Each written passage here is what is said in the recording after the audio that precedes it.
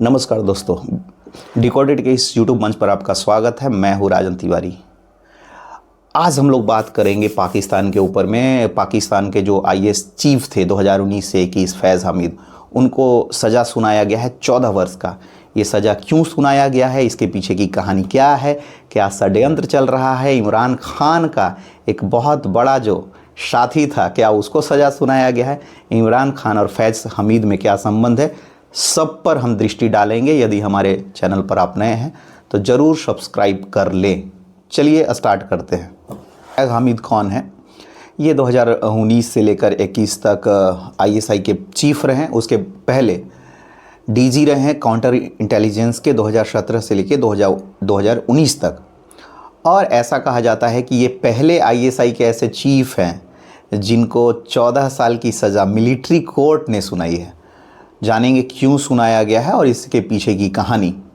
आप लोगों को पता होगा कि 2021 के बाद जिस तरीके से प्रेशर बनाया गया इमरान खान के ऊपर में और 2023 में उनकी गिरफ्तारी की गई, उनका सरकार भी गिरा दिया गया और तमाम तरह के आरोप लगे। और इसके पीछे कहा जाता है कि कहीं ना कहीं सेना और इमरान खान के बीच में टसल चल रहा था। देखिए, टसल तो दरअसल 2017 से ही शुरू हो गया था। 2017 की एक घटना है फैज़ाबाद सिटी, यानी कि फैज़ाबाद का धरना। दरअसल हुआ ये कि एक कॉन्स्टिट्यूशनल अमेंडमेंट किया गया छोटा सा ओथ टेकिंग में। देखिए, जो पार्लियामेंटेरियन होते हैं वो ओथ लेते हैं। जैसे भारत में संसद में चुने जाते हैं लोग तो वो ओथ लेते हैं। जब ओथ लेते हैं तो यहाँ पे जैसे संविधान की शपथ ली जाती है, वैसे ही वहाँ पे भी शपथ ली जाती है। उस शपथ में एक चेंज किया गया जो मतलब मोहम्मद साहब जो हैं, जो इस्लाम के जो प्रवर्तक हैं, इस्लाम के जो संस्थापक हैं, उनका फाइनलिटी के बारे में यानी कि वो आखिरी पैगंबर थे, इसमें चेंज किया गया ओथ टेकिंग में। थोड़ा सा बदलाव किया गया। इसके बाद वहाँ की एक बहुत ही कट्टरपंथी संगठन है, रिलीजियस संगठन है, जिसका नाम है तहरीक लबैक। उसने फैज़ाबाद इंटरचेंज पे जो इस्लामाबाद में है वहाँ पर उन्होंने धरना दिया। धरना जो है बहुत दिनों तक चला, यानी कि लगभग 30 से 35 दिनों तक धरना चला। और इस दरमियान में हुआ ये कि 6 लोग मारे गए। उस धरना का जो मकसद था, वो जो संविधानिक जो ओथ था उसमें रिफॉर्म कराना था। और उस समय के जो कानून मंत्री थे उन पर आक्षेप लगाया गया कि उनको हटाया जाए। और उस समय सरकार किसकी थी? तो उस समय सरकार थी PMLN की, यानी कि शरीफ ब्रदर की सरकार। जानते होंगे नवाज शरीफ उस समय PM थे। हुआ ये कि नवाज शरीफ के साथ में जो कानून मंत्री थे जिनका नाम था जाहिद हामिद, उनको इस्तीफा देना पड़ा। और जाहिद हामिद के इस्तीफा के बाद में ये कयास लगाया जाने लगा कि इसके पीछे में जो उस समय के कमर जावेद बाजवा थे वो थे। फैज़ाबाद सिटी में जिस तरीके से आर्मी ने होने दिया, उसके पीछे ये भी कयास लगाया कि उस समय काउंटर इंटेलिजेंस के जो मुख्य डीजी थे आईएसआई के, वो थे फैज़ हामिद। और उन्होंने ही मेडिएशन का काम किया था। और इनकी भूमिका जो है फैज़ाबाद सिटी के समय में ये बहुत ही संदिग्ध रही। तो देखिए, इसके बाद क्या हुआ। ये तो 2017 का समय था। और 2017 के इस सिटी के बाद में जब 2018 का चुनाव हुआ तो उसमें नवाज शरीफ हार गए और इमरान खान सत्ता में आ गए। इमरान खान सत्ता में आए तो 2019 में आईएसआई का चीफ उन्होंने इन्हीं को बनाया।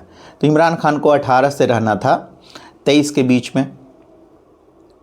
अब होता ये है कि बहुत सारा एलिगेशंस जो है ये फैज़ हामिद के ऊपर में लगाया गया।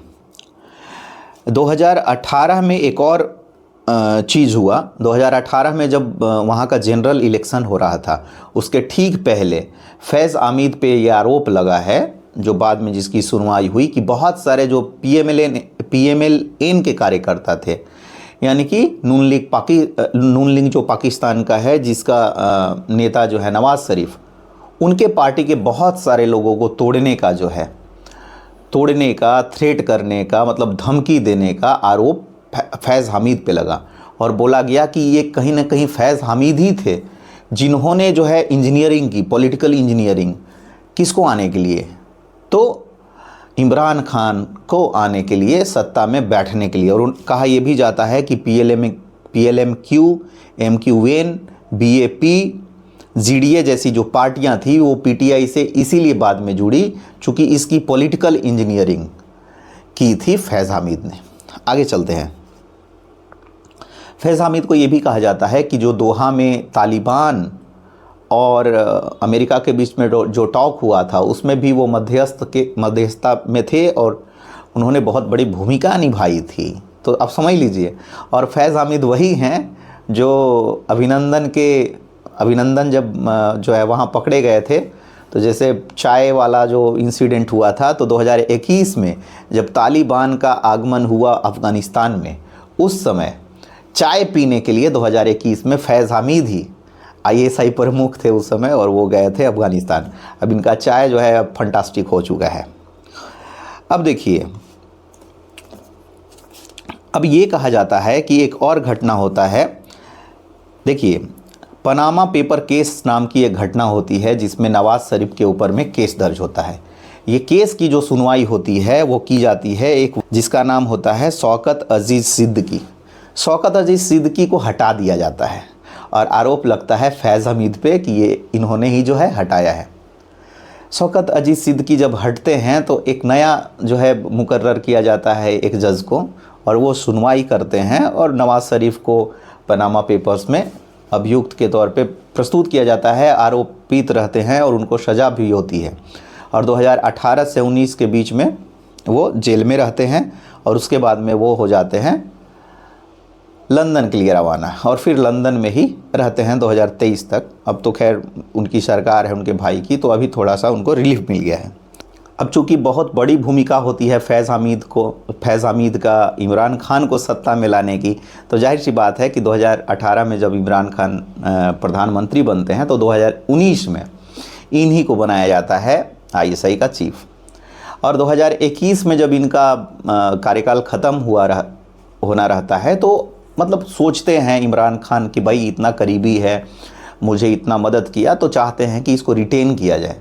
लेकिन उसी समय मिलिट्री जो रहती है वो एक नया नाम के तरफ इशारा करती है, जो बाद में चीफ भी बनते हैं, नदीम अंजुम। मिलिट्री चाहती है कि नदीम अंजुम बने और नदीम अंजुम के लिए वो जो है लेटर जारी कर देते हैं। अब बहुत दिक्कत होता है। बीच में फवाद चौधरी जो इमरान के काफ़ी क्लोज़ होते हैं वो आते हैं और कहते हैं कि भाई थोड़ा सा गड़बड़ी हुआ था, नदीम अंजुम ही जो है वो चीफ बनेंगे ISI के। 2017 में एक और घटना होती है जब सिटिंग चल रहा होता है, उस समय फैज़ाबाद सिटिंग, उसके बाद में जो है पेमरा जो Pakistan electronic media regulatory authority है उसका चेयरमैन रहते हैं अबशार आलम। ये जो हैं फैज़ाबाद जब धरना चल रहा होता है उस समय इन पे बहुत ज़्यादा दबाव डाला जाता है अपने तरीके से न्यूज़ को दिखाने के लिए।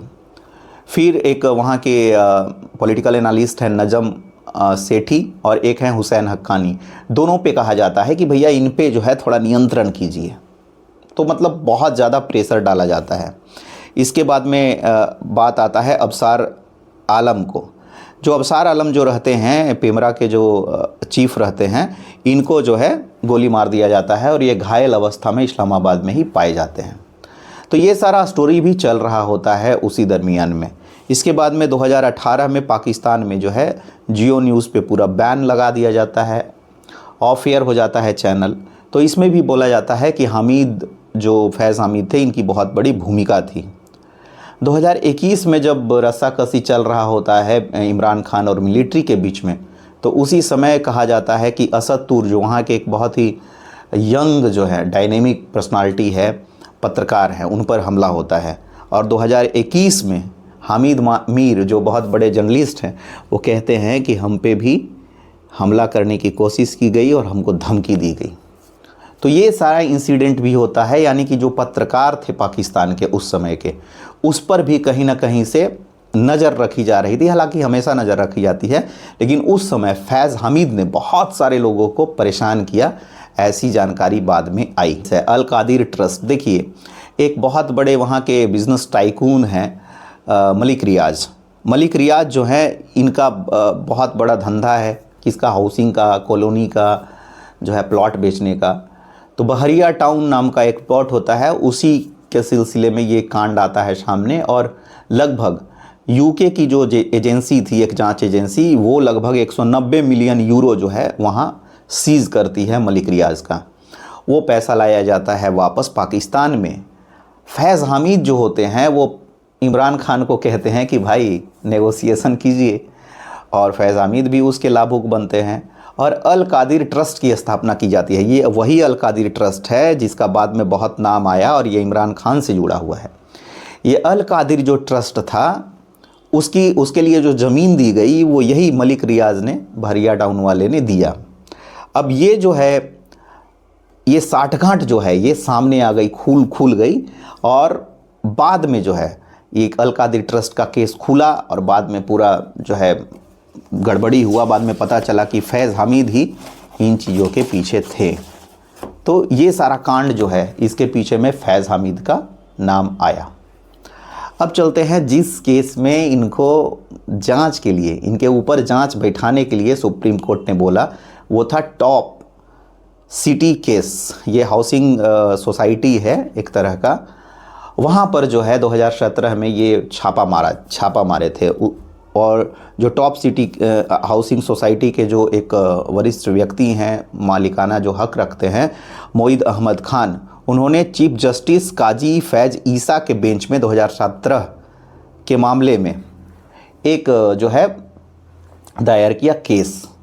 और उन्होंने कहा कि मुझसे 4 करोड़ रुपए, 40 तोला सोना और ना जाने क्या क्या मुझसे लिया गया, और इलीगल तरीके से, अवैध तरीके से मेरे ऊपर दोषारोपण किया गया और बहुत धमकी भी दिया गया। उस समय जो है ISI के काउंटर इंटेलिजेंस के चीफ थे, काउंटर इंटेलिजेंस के जो चीफ थे, DG थे जो, वो यही थे, फैज़ हामिद। तो कहा यह गया कि वो जो मामला है, जो टॉप सिटी हाउसिंग सोसाइटी वाला मामला, ये जो है सुप्रीम कोर्ट में सुना गया 12 अगस्त 2024 को। और उसके बाद में सुप्रीम कोर्ट ने बोला कि भैया इन पे जांच बैठा दीजिए, इन पे बहुत सारे आरोप लगे हैं। और पता ही होगा आपको कि उस समय तक इमरान खान भी जेल में चले गए थे और फैज़ हामिद पे भी केस लद गया। और 1 साल के अंदर में ये जो है मिलिट्री कोर्ट ने सुनवाई कर दी और डिसीज़न दे दिया गया कि भाई 14 साल का इनका कठोर कारावास, इम्प्रिजनमेंट जो है वो दिया जाए। क्योंकि इन्होंने, अच्छा, फैज़ाबाद सिटिंग के समय में क्या हुआ था, धरना के समय में, कि कहा यह गया कि उस समय इनका जो दायित्व नहीं था, यानी कि इनका जो ड्यूटी नहीं था, उससे इतर जाके कॉन्स्टिट्यूशनल्स, मतलब समझ लीजिए कि नियमों के ऊपर जाके इन्होंने वहाँ पर नेगोशिएशन किया। ये इनका नेगोशिएशन के लिए जिम्मेवारी नहीं था। तो कहीं ना कहीं सामने से आके फैज़ हामिद बैटिंग कर रहे थे। किसके लिए कर रहे थे? इमरान खान के लिए। और कहा यह भी गया कि फैज़ाबाद सिटिंग के समय में इतना लचर हो गया इस्लामाबाद की स्थिति कि कहना नहीं है। मतलब यातायात का जो सुविधा था वो पूरा ध्वस्त हो गया। और ये कहा गया कि उसके बाद एक ऐसा स्थिति पनपा जिसमें PMLN और नवाज़ शरीफ से सभी लोग घृणा करने लगे। और चूँकि एक रिलीजियस मैटर भी, एक जो है नया तरह का सिगुफा छोड़ दिया गया कि भाई ये जो नवाज़ शरीफ है अपने तरीके से जो है प्रोफेट के जो है आखिरी नबूवत को जो है चैलेंज कर रहे हैं। अब इसी के सिलसिले में जो हुआ प्रोटेस्ट, उसके बाद में 2018 में सरकार इनकी चली गई। तो पूरा का पूरा मामला ये है कि फैज़ हामिद बहुत ज़्यादा प्रो इमरान थे। तो कहीं ना कहीं जिस तरीके से फैज़ हामिद को सल्टाया गया है वो ये दिखाने की कोशिश है कि भाई जो बीच में आएगा, जो इमरान खान के लिए आएगा, उसको हम निपटा देंगे मिलिट्री कोर्ट में या सुप्रीम कोर्ट में। और अब तो वो नया जो है फेडरल कोर्ट भी बना है जो सुप्रीम कोर्ट से भी ऊंचा है ना। 29वां संविधान संशोधन किए हैं, वो जो है कॉन्स्टिट्यूशनल अमेंडमेंट, उसमें जो है सुप्रीम कोर्ट के ऊपर भी एक कोर्ट बना दिए ये लोग। तो भाई जो इमरान के बीच में आएगा उसको निपटाया जाएगा, यही फ़िलहाल जो है असीम मुनीर की सोच है। और ये सारा जो कांड हुआ है इसमें कहीं ना कहीं असीम मुनीर पूरी तरीके से सक्रिय हैं और वो चाह रहे हैं कि जो भी ISI के अंदर, मिलिट्री के अंदर, जैसे एक मिलिट्री से आदिल राजा हैं जो बाहर भाग गए हैं, उनको लाने का कोशिश किया जा रहा है। मोइन जो है वो एक मिनिस्टर हैं वहाँ के, वो गए हैं अभी लंदन में उनको लाने के लिए, लेकिन आएंगे नहीं वो फ़िलहाल। तो कोशिश ये किया जा रहा है कि जो भी प्रो इमरान है उसको हम या तो सज़ा दे दें, या तो जेल में डाल दें, या तो उसको ख़त्म कर दें। तो ये था हमारा आज का एपिसोड, कैसा लगा ज़रूर बताइएगा। बहुत बहुत धन्यवाद।